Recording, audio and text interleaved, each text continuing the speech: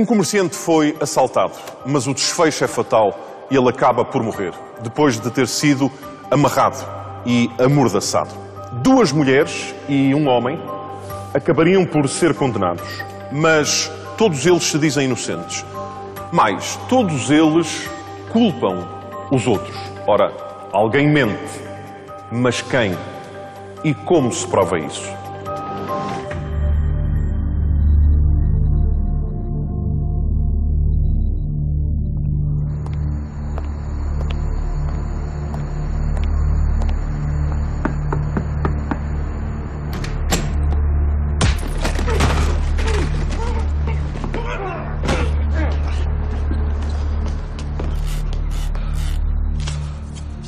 Durante a noite, o dono de um café foi amarrado e amordaçado para lhe roubarem dinheiro. Depois, os assaltantes fugiram à pressa. O dono do café acabou por morrer asfixiado.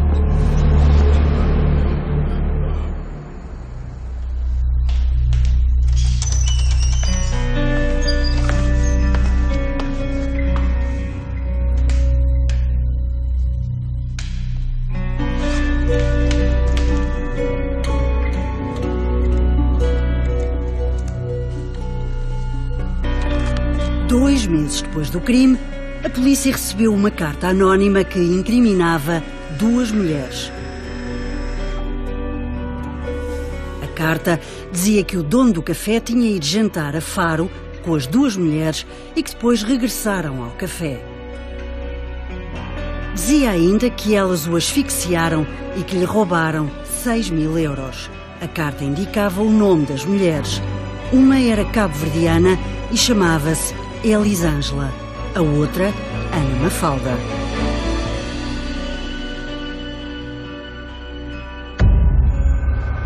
Eu vim aqui para confessar que também participei. 15 dias depois, o homem que escreveu a carta anónima entregou-se voluntariamente à polícia e explicou que era ex-namorado de Ana Mafalda.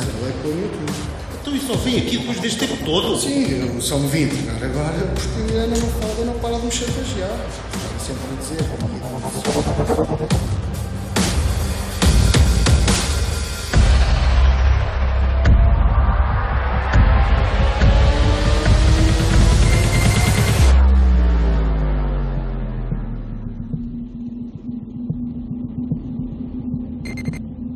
Se eu tivesse a consciência pesada, nem eu estava a fazer isto. Há uma vez? Nunca. Eu tenho a minha dignidade. Eu sou muito humana. Muito. E eu nunca me expunha à minha pessoa a falar de um caso destes se eu tivesse a minha consciência pesada. Nunca o faria. Nunca. Agora, o que estão a fazer comigo não é justo. Não é porque eu estou inocente. Eu não matei ninguém, não fui roubar ninguém. Eu simplesmente queria ajuda para fugir de um criminoso. Nada mais. Agora eu pergunto, porquê? Porquê? Eu não mereço estar aqui porque eu não matei ninguém. Ana Mafalda disse à polícia que não tinha participado no crime e que nem sequer conhecia o dono do café. Eu não sei quem é esse senhor que morreu. Eu nunca o vi. A única coisa que eu sei foi o que o Bernardo me contou. Então, e o Bernardo? O que é que o Bernardo lhe contou? Ele disse-me que tinha feito uma asneira no Algarve e que nunca pensou que calhasse numa morte. Só que depois começou-me a chantagear, queria 600 euros para documentos falsos para sair do país e dizia que se eu não lhe desse, me ia incriminar.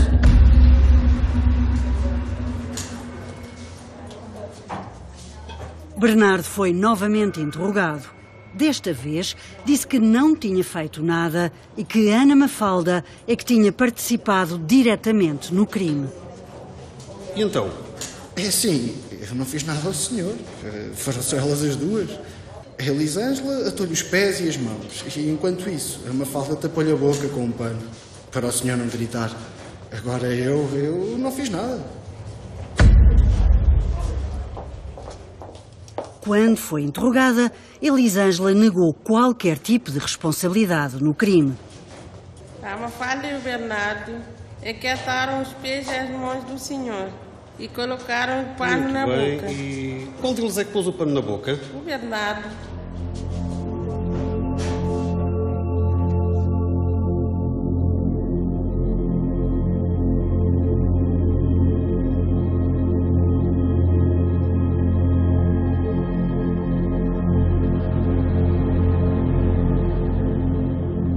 Chegou-se à conclusão segura de que Bernardo e as duas mulheres estiveram no local do crime. Havia impressões digitais de Bernardo numa gaveta, de Elisângela num copo e de Ana Mafalda havia impressões digitais nas beatas que ficaram no cinzeiro e também num copo de água.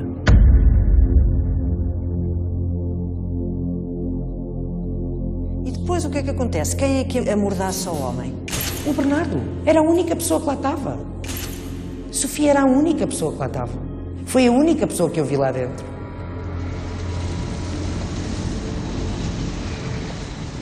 Tudo começou por causa de um romance.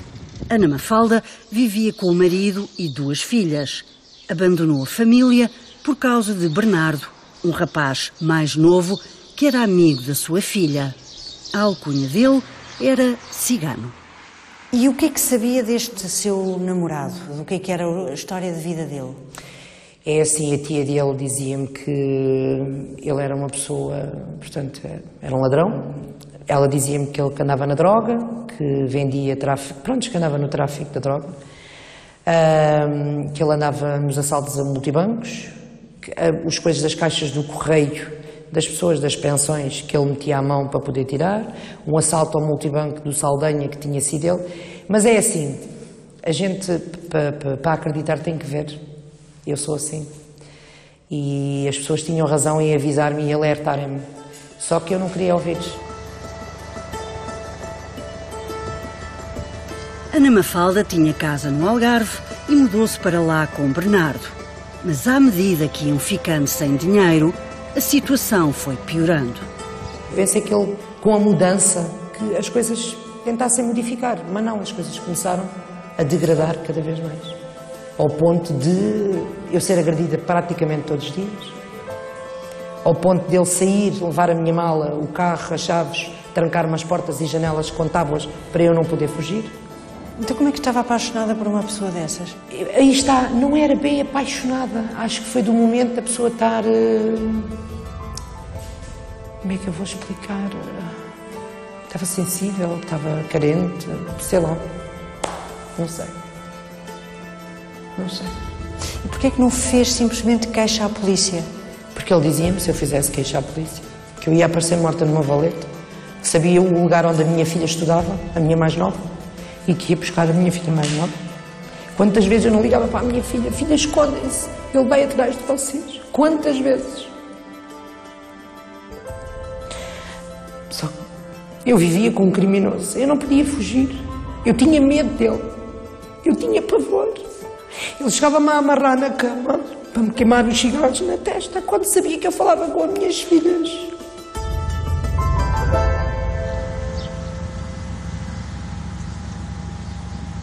Quando o dinheiro acabou de vez, Bernardo e Ana Mafalda ficaram uns dias a dormir em casa de Elisângela, que era conhecida de Bernardo.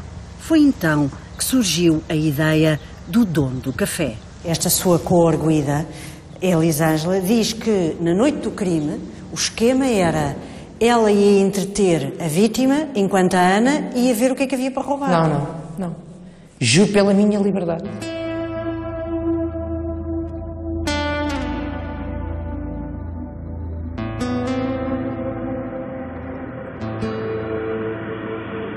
O dono do café tinha 60 anos, vivia sozinho, era mulherengo e tinha fama de ter algum dinheiro amealhado. Ana Mafalda diz que foi jantar com ele porque lhe queria pedir dinheiro emprestado para conseguir regressar a casa em Lisboa. Eu disse a Elisângela, olha, para não ir sozinha, vais comigo, vamos jantar. É uma pessoa que tu também conheces. Eu vou-lhe pedir dinheiro, até pode ser que ele desenrasque mais algum para te poder ajudar a ti, porque ela estava com dificuldades para pagar a renda. E ela concordou em ir comigo. E assim foi. Fomos para Faro, jantámos no Pingo Doce.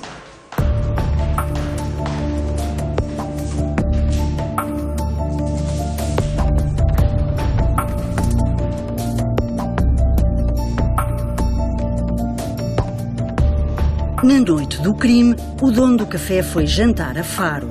A polícia inspecionou as câmaras de videovigilância e verificou que ele esteve sempre acompanhado pelas duas mulheres, Ana Mafalda e Elisângela.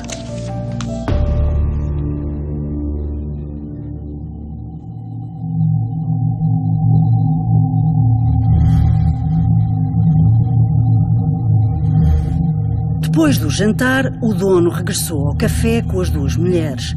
As fotografias da cena do crime mostram que houve luta.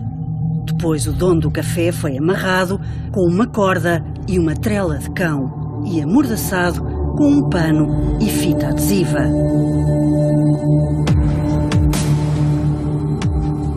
Foram roubados 6.000 euros. Ana Mafalda nega que tivesse sido para roubar, nega ter tocado na vítima e insiste que o namorado apareceu de surpresa. Eu venho com o Sr. José Grosso à porta. Entretanto, o Sr. José abriu só assim um bocadinho para poder espreitar e o Bernardo empurra a porta com toda a velocidade e foi aí que eles começaram a discutir. O Bernardo tira a faca, um facalhão grande, que trazia na meia das calças e mete-te assim ao pescoço do Sr. José Grosso. Entretanto, ele bateu-lhe com toda a força com esta zona, salvo seja, bateu-lhe com toda a força. Foi então quando ele começou a espancar o senhor e ele caiu para trás, ou seja, começou a vir de lance para trás. Eu fiquei tal paralisada. Eu queria falar, a minha boca parece que estava seca. Eu não tive ação. Eu perdi a ação.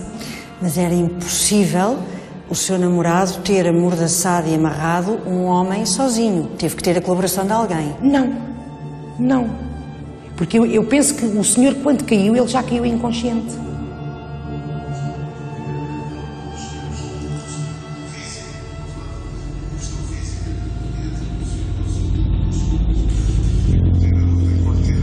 O problema no julgamento foi determinar qual era o grau de culpa de cada um. Eu bati na porta, parando, eu perguntou o que é que eu queria, disse que ele abrisse a porta imediatamente, porque se não chamava a GNR, porque sabia que ele tinha duas senhoras forçadas. E ele falou muito agressivamente e disse, não, mas ainda mais que eu já ia falar assim. Ele desceu, abriu a porta, nós começámos a discutir, agarrámos-nos um ao outro, e eu perdendo no intuito de entrar dentro da casa para que facilitasse a saída delas lá dentro.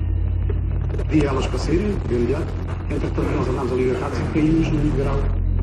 E quando nós caímos sempre por cima do senhor, eu lá vi sair da casa. Saí da casa porque pensei que elas tivessem saído. Procurei, e quando voltei, vi a porta aberta e pensei, elas não estão aqui, devem estar dentro da casa. Foi quando eu entrei dentro da casa, deitado a ladra machada em cima do homem. E ele diz lá amarrado os pés para a porta. O que é que o senhor fez? Eu peguei-as, tirei este cima do corpo do homem e voltei o homem. E tentei desatar a fita que estava lá da água, elas não deixaram, disseram, não, o homem está só desmaiado, está só desmaiado, está só desmaiado. E abalaram, subiram escadas, abriram postos, abriram gavetas, tiraram o que quiserem, não conseguiram, eu nunca tentei impedir, não consegui evitar que elas não acessem nada. A senhora ficou com a ideia de que estavam os dois a par do que se estava a passar. Havia uma combinação. Quando chamaram por si, quem é que chamou? Foi a Ana Mafalda. E chamou para segurar no pé do senhor. O senhor Gomes estava caído? Estava caído. Estava inconsciente? Não, estava a mexer ainda. De olhos abertos? Não reparei. Quando a senhora diz para segurar, era para amarrar? Sim. Para que não mexesse? Sim. E a senhora fez o Eu segurei no pé de José Grosso. A Elisângela diz, foi o Bernardo que meteu o pano na boca do senhor e a Ana atou-lhe os pés e ela ajudou a segurar nos pés. Não. São duas pessoas contra si. Aí está, por isso é que eu digo, mas porquê? Porquê? Será que eles tinham combinado? Para me poderem incriminar a mim? Iam lá para roubar. Eu não sei, eu para roubar não ia. Eu para roubar não ia. Tanto que o Bernardo sabia o sítio do cofre. O Bernardo sabia onde é que era o escritório. O Bernardo sabia os dados todos da casa. Eu desconhecia. Eu fui a primeira vez que lá entrei.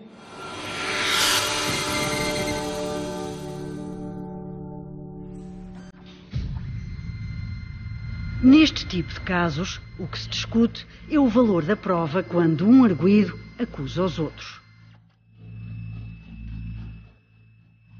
Bernardo continua preso.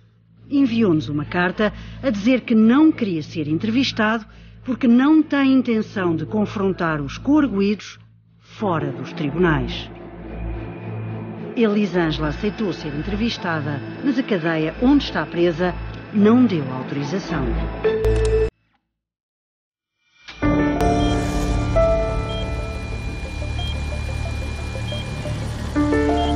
Na Universidade de Aveiro, um grupo de investigadores criou o Neurolab. O que fazem é estudar crimes e o cérebro humano. Testam a memória, avaliam a mentira e estão a desenvolver novas técnicas de interrogatório.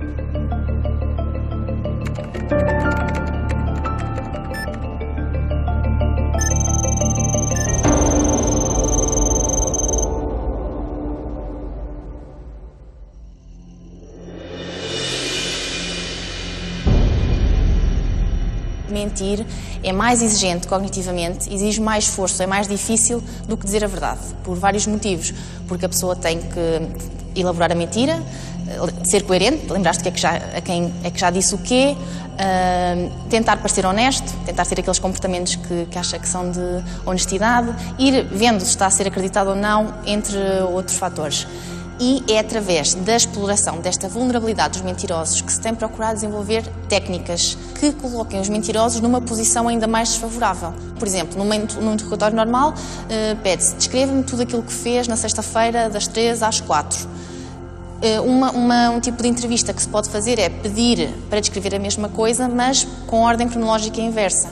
Ou seja, começando às 4 e acabando às 3. Isto causa uma elevação do trabalho mental, é mais difícil, e os mentirosos, como já estão numa situação desfavorável, porque já têm que pensar mais, e isto irá resultar num maior número de pistas de carga cognitiva, e é através delas que poderemos ter mais dados para identificar pessoas que estejam a mentir.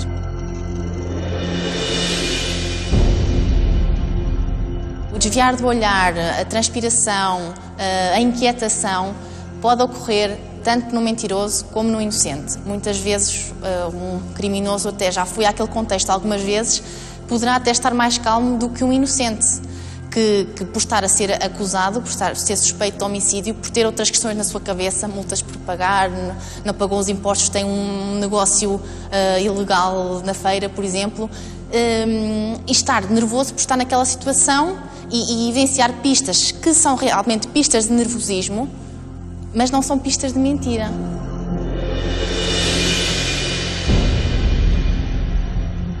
Foi realizado um estudo em que um júri falso teve que atribuir determinadas penas a determinados suspeitos e verificou-se que pessoas avaliadas com uma cara mais abebezada tinham penas menos elevadas do que pessoas avaliadas com outro tipo de rostos.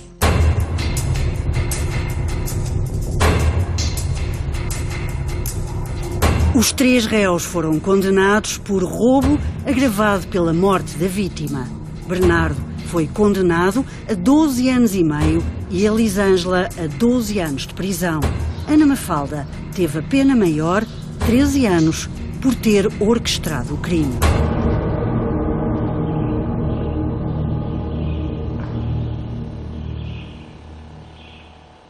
Quando saiu dali, sabia que ia deixar uma pessoa amarrada, amordaçada, completamente sozinho. Eu pensei em tudo. Porquê é que não o desatou? Porquê é que não lhe tirou o pano da boca? É assim, Sofia, eu estava tão... Eu não tenho explicação. Eu acho que naquele momento não tive ação para nada. Eu naquele momento só queria fugir. Eu só queria desaparecer. Não se sente corresponsável por nada? Nada. Nada? É assim, sinto-me responsável porque podia ter tomado outra atitude. Podia ter ligado para o 112 ou podia ter ligado para a polícia. Mas é que naquele momento eu queria fugir dali. Eu queria desaparecer porque eu estava apavorada.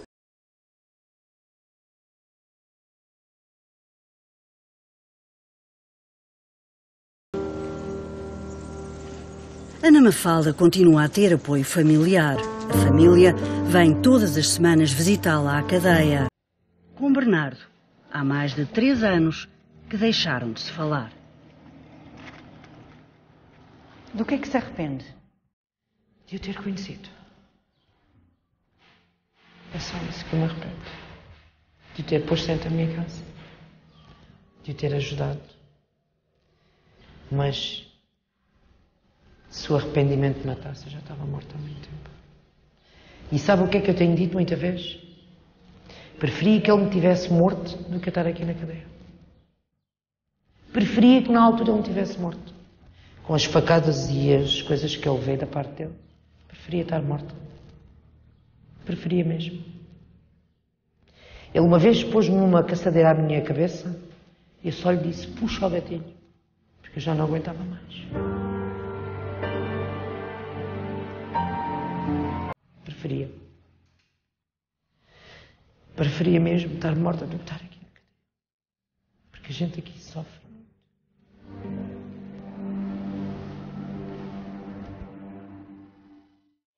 No próximo episódio. Entraram na minha casa, revistaram tudo, não encontraram nada que possa me envolver com qualquer tipo de crime. E essa hora eu estava a dormir. Andreani, culpado do homicídio. Nós temos mais de 20 pessoas a dizer que foste tu. Isso não fui eu. Se o Carolino não for ter com o Ministério Público, ele vai acabar por ficar preso o tempo todo, não é? Acredita na história de Andreani. Se calhar não soube escolher as pessoas com quem lidar. A minha dignidade como homem. Perdi. Episódio 4. A Testemunha. Quinta, na SIC.